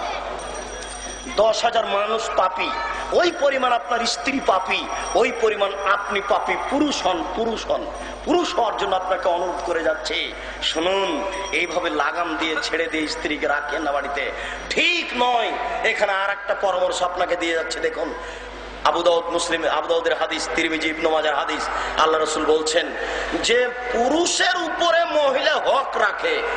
1, পুরুষ তুমি যা খাবে স্ত্রীকে খাওয়াবে। 2, তুমি যা পরো স্ত্রীকে পরাবে। 3, কখনো তুমি স্ত্রীকে কটু কথা বলো না। স্ত্রীকে কটু কথা বলতে হয় না, ওদের মারতে হয় না, ওদের গালি দিতে হয় না, ওদের আদর করতে হয়। ওরা এত আদরের, ওরা এত আদরের, ওরা এত আদরের, ওরা হচ্ছে বগড়া সোনাতলা হাটের আদরের মাংসা। ওদেরকে আদর করতে হয়, ওদেরকে মারতে হয় না। শুনুন, 3, কখনো কটু কথা বলো না। 4, কখনো মুখের ওপরে মারো না। 5, তুমি তোমার বাড়ি ছাড়া অন্য কোথাও থাকতে দিও না। তুমি তোমার বাড়ি ছাড়া অন্য কোথাও থাকতে দিও না। তুমি তোমার বাড়ি ছাড়া অন্য জায়গায় যেতে দিও না। কি দিয়ে আপনাকে আমি ধর্ম বুঝাই? আল্লাহ তুমি বড় দয়াবান, তুমি বড় রহমান, তুমি বড় ক্ষমাবান। আমাদের দিয়ে যদি চলে তাহলে তুমি আমাদেরকে জাতির সামনে গ্রহণীয় করো। তোমার নবী 1450 বছর পূর্বে এই কথা বলে গেছেন, আমরা জাতির কাছে পেশ করতে পারলাম না। যদি জাতির কাছে পেশ করতে পারতাম তাহলে তারা পরিবর্তন হতো। তুমি যদি চাও আমাদেরকে, তাহলে আমাদেরকে জাতির সামনে গ্রহণীয় করো। আর আমাদের দিয়ে যদি না চলে তাহলে এরকম বলিষ্ঠ কণ্ঠের মানুষ তুমি জাতির সামনে নিয়ে আসো, যারা একবারে বলিষ্ঠ কণ্ঠে জাতিকে বলতে পারবে, জাতি পরিবর্তন হয়ে যাবে। আল্লাহ তুমি এই কথা কবুল করো, আল্লাহুম্মা আমিন। আমাদের দিয়ে যদি চলে তাহলে আমাদেরকে কবুল করো, আর যদি আমাদের দিয়ে না চলে তাহলে এরকম তুমি বলিষ্ঠ কণ্ঠের মানুষ তৈরি করো, যারা বলতে পারবে তুমি যা খাচ্ছ স্ত্রীকে খাও, তুমি যা পড়ছো স্ত্রীকে পড়াও, তুমি স্ত্রীকে কটু কথা বলো না, স্ত্রীকে মুখের উপরে মারো না, তুমি তোমার বাসা ছাড়া স্ত্রীকে কোথাও যেতে দিও না, তুমি তোমার বাসা ছাড়া স্ত্রী কোথাও থাকতে দিও না। শুনুন, বিশেষভাবে বিবাহ বাড়িতে যেতে দিয়েন না, নইলে তার স্বামীর সংখ্যা বেশি হয়ে যাবে। আপনাকে সতর্ক করে যাচ্ছি, দুনিয়া উল্টে গেছে, এই জন্য আপনার পরিবেশ উল্টে যাবে, এটা ঠিক নয়। আপনি মুসলিম, সমাজ উল্টে গেছে, নারী রাস্তাতে ল্যাংটা হয়ে নাচছে হাঁটছে, এই জন্য আপনাকে হতে হবে, এটা ঠিক নয়। আপনাকে পরিবর্তন হতে হবে। বাঁচার তিনটে পথ দিয়ে গেলাম। পরে বলছিলাম 3 শ্রেণীর মানুষ জান্নাতে যাবে। 3 শ্রেণীর মানুষ জান্নাতে যাবে। তার দ্বিতীয় শ্রেণীর মানুষ হচ্ছে যে বেগানা নারীকে দেখে চক্ষু নিচু করে যারা। তৃতীয় শ্রেণীর মানুষ যারা পাপের জন্য কাঁদে। আগের তিনটার সাথে পরের তিনটা মিলে গেল, পরের তিনটা শেষটা মিলে গেল। আপনি ভুলে গেছেন নাকি? এবার বলেন তো বাঁচার তিনটা পথ কি? 1, মুখ বন্ধ করতে হবে। 2, জরুরি প্রয়োজন ছাড়া আপনি আর আপনার স্ত্রী বাড়ি ত্যাগ করতে পাবেন না। 3, পাপের জন্য রাতে কাঁদতে হবে। শুনুন, 3 শ্রেণীর মানুষ জান্নাতে যাবে। 3 শ্রেণীর মানুষ জান্নাতে যাবে। 3 শ্রেণীর মানুষ জান্নাতে যাবে। 1 শ্রেণীর মানুষ হচ্ছে যারা আল্লাহর পথে পাহারা দেয়। দ্বিতীয় শ্রেণীর মানুষ হচ্ছে যারা বেগানা নারীকে দেখে চক্ষু নিচু করে। এই কথাতেই অনেক কথা এসেছে, বেগানা নারীকে দেখে চক্ষু নিচু করে। আমি রাস্তায় চলবো কি করে? আপনার স্ত্রী রাস্তা ঘেরেছে। আমি রাস্তায় চলবো কি করে? আপনার মেয়ে রাস্তা ঘেরেছে। আপনি মুসলিম, আপনার মেয়েকে বন্ধ করুন, অনুরোধ করে গেলাম। 3, পাপের জন্য কাঁদুন, ইনশাআল্লাহ আপনি জান্নাত পাবেন। এবার আপনার পরিবারকে বাঁচাবেন কিভাবে জাহান্নাম থেকে, তার আমরা একটার পর একটা কয়েকটা পরামর্শ আপনার সামনে পেশ করছি। শুনুন, মহান আল্লাহ বলছেন পরিবারকে বাঁচানোর বিষয়টি লোকমান হাকিমের ভাষায়। লোকমান হাকিম বলেন, বোনাইয়া লা তুশরিক বিল্লাহ, আব্বু আল্লাহর সাথে শিরক করো না। ইন্নাশ শিরকা লাযুলমুন আযীম, বেটা শিরক সবচেয়ে বড় পাপ। আব্বু শিরক করো না। এখানে যত মানুষের ছেলে 5 বছর বয়সের আছে, আপনি কোনোদিন আপনার ছেলেকে বলেছেন আব্বু শিরক করো না? আল্লাহ তোমাকে বলছি, তোমার অনেক শক্তি। হায় হায়, বাংলাদেশের মুসলিম 4 বছরের বাচ্চাকে, মহিলাটা 4 বছরের বাচ্চাকে দুধ থেকে নামিয়ে নিয়ে ছেলেকে নিয়ে চলে যাচ্ছে স্কুল ফিল্ডে। আপনার ভর্তি করছে নার্সারিতে। নার্সারিতে গিয়ে বাচ্চা রবি ঠাকুরের গান গায়। আল্লাহ, তুমি একটা মুসলমানের ছেলেকে গান শিখিয়ে দিলা না? মুসলমানের ছেলের গানটা এদেশের ছেলেরা বলতো, তুমি তো পারো। রবি ঠাকুর কি ধর্ম বুঝে আল্লাহ? রবি ঠাকুরের গানে তো শিরক আছে। আমার ছেলে দুধ ছেড়েই শিরক করবে? আমার ছেলে দুধ ছেড়েই শিরক করবে? তুমি অনেক বড় শক্তিশালী। তোমার দরবারে অভিযোগ পেশ করে গেলাম, তুমি এই অভিযোগ কবুল করো। রবি ঠাকুরের গান আমার ছেলে বলবে কেন? মুসলিম ছেলে গান বানাবে, সেই গান আমার ছেলে বলবে। কথা বুঝতে পারেননি? রবি ঠাকুর ধর্ম কি বুঝে? কবি নজরুলি ধর্ম বুঝেন না, রবি ঠাকুর কি বুঝবে? কবি নজরুল বলছেন, নবী মোর পরশমণি, নবী মোর সোনার খনি, নবী নাম জপে যে জন সে তো দোজাহানের ধনী। নবী মোর পরশমণি, নবী মোর সোনার খনি, নবী নাম জপে যে জন সে তো দোজাহানের ধনী। আরে কবি নজরুল বলছেন এ কথা, মানে মোহাম্মদ মোহাম্মদ মোহাম্মদ মোহাম্মদ মোহাম্মদ মোহাম্মদ মোহাম্মদ বলেন তো, মোহাম্মদ মোহাম্মদ বলে জপি তাহলে কিছু হবে কি? তো কবি নজরুল বলছেন যে নবী নাম জপে যে জন সে তো দোজাহানের ধনী, নবী মোর পরশমণি, নবী মোর সোনার খনি, নবী নাম জপে যে জন সে তো দোজাহানের ধনী। কবি নজরুলই বুঝেন না কোনটা ঠিক আর কোনটা বেঠিক। রবি ঠাকুর কি করে বুঝতে পারে কোনটা ঠিক আর কোনটা বেঠিক? বেগম রোকেয়াই বুঝে না কোনটা ঠিক আর কোনটা বেঠিক। আপনার এই শিক্ষিকা কি বুঝবে কোনটা ঠিক আর কোনটা বেঠিক? আপনার শিক্ষিকার নখ বড় আছে, দেখেননি? আপনার শিক্ষিকার এত বড়টা নখ দেখেননি আপনি? নখের নেল পালিশ আছে। খ্রিস্টানদের পতিতালয়ের মেয়েদের বৈশিষ্ট্য হচ্ছে নখে নেল পালিশ দেওয়া। খ্রিস্টানদের পতিতালয়ের মেয়েদের বৈশিষ্ট্য হচ্ছে নখে নেল পালিশ দেওয়া। সকল নবী বলেছেন দাড়ি বড় করতে হবে, মোচ কেটে ফেলতে হবে। সকল নবী বলেছেন নখ কেটে ফেলতে হবে, বগলের লোম উঠিয়ে ফেলতে হবে, নিচের লোম পরিষ্কার করতে হবে। নারী পুরুষ একই হুকুম, ঊর্ধ্বে টাইম 40 দিন। এগুলো নবীর আদেশ। আপনার শিক্ষিকা বড় করে নখ রেখেছে, সে আপনাকে কি পড়াবে? তার কাছে বিদ্যা কি থাকতে পারে? কবি নজরুল বলছেন, মসজিদের পাশে কবর দিও ভাই, গানে বলছেন মসজিদের পাশে কবর দিও ভাই। আচ্ছা, মসজিদের পাশে কবর দিলে কি হবে? কথার কথা, মসজিদ তো দূরের কথা, আমার বাপ মারা গেছেন, আমার বাপকে নিয়ে যাব কাবা ঘরের পাশে, কাবা ঘরের নিচে ঢুকিয়ে দিব, দিয়ে কবর দিব, আমার বাপের কোনো উপকার হবে? জি না, অসম্ভব হতে পারে না। তো মসজিদের পাশে তিনি কবর দিতে বললেন কেন? কে বুঝে ধর্ম, কে বুঝে কর্ম? মানুষই বুঝে না ধর্ম কি জিনিস আর কর্ম কি জিনিস। সম্মানিত দিনী ভাই, আপনি আপনার ছেলেকে শিরক থেকে বাঁচান এক নম্বরে, তাহলে আপনি আপনার পরিবারকে জাহান্নাম থেকে বাঁচাতে পারবেন। হাতের রাশি দেখে ভাগ্য পরীক্ষা করলে শিরক হয়, হাত চালিয়ে ভাগ্য পরীক্ষা করলে শিরক হয়, টিয়া পাখির মাধ্যমে ভাগ্য পরীক্ষা করলে শিরক হয়। বায়ের সাথে পাগড়ি বেঁধে হুজুর মাদুলি দিয়েছে আপনার হাতে, সূরা ইয়াসিন লেখা আছে মাদুলিতে, আপনি মাদুলি হাতে দিয়ে কোমরে দিয়ে পেশাবখানায় গেলেন, পায়খানায় গেলেন, পতিতালয়ে গেলেন। কোরআন মাজিদ কারো পতিতালয়ে যাওয়ার জন্য আসেনি, দুনিয়াতে পায়খানায় যাওয়ার জন্য আসেনি। আপনি মাদুলি ঝুলালে শিরক হবে। অষ্টাধাতুর আংটি, আজমির শরীফে পাগল থাকলো 12 বছর, লন্ডন থেকে ডাক্তার পড়ে এসে রোগ ধরতে পারলো না, আর এই পাগল বলছে যে এই আংটি দিলে রোগ ভালো হয়ে যাবে। আরে মানুষও পাগল, সে আংটি হাতে দিচ্ছে। অষ্টাধাতুর আংটি হাতে থাকলে শিরক হবে। হাজী সাহেব ঘড়ির আকারে বালা দিয়েছেন, এই বালা হাতে রাখলে শিরক হবে।